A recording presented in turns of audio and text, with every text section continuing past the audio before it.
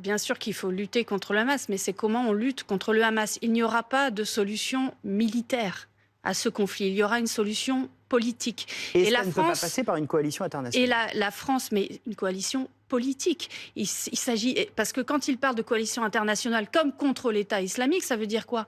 Parce qu'il faut être concret.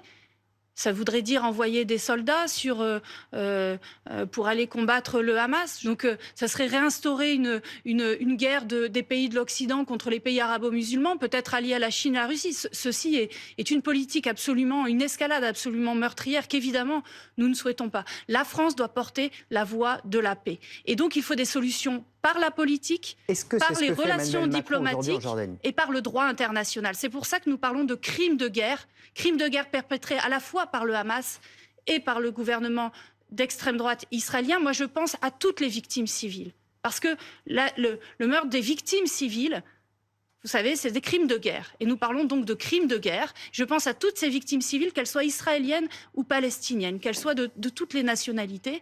Il faut pouvoir, aujourd'hui, s'opposer fermement à ce massacre des populations civiles. Alors, ce qui se passe là, c'est que le gouvernement d'extrême droite israélien est en train de vouloir faire une vengeance collective sur toute la population gazaoui. Il y a 2,5 millions de vies qui sont en jeu. Donc, je le dis, cessez le feu immédiat.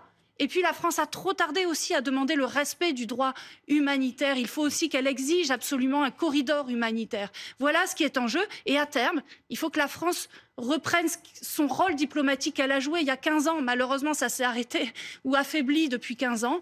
C'est-à-dire être non aligné. Et notamment demander le respect des droits des Palestiniens. D'ailleurs, c'est le président... On précise quand même que c'est aussi ce qu'a dit Emmanuel Macron hier, notamment quand il a demandé au président israélien que les frappes soient ciblées sur le Hamas et pas sur la population palestinienne.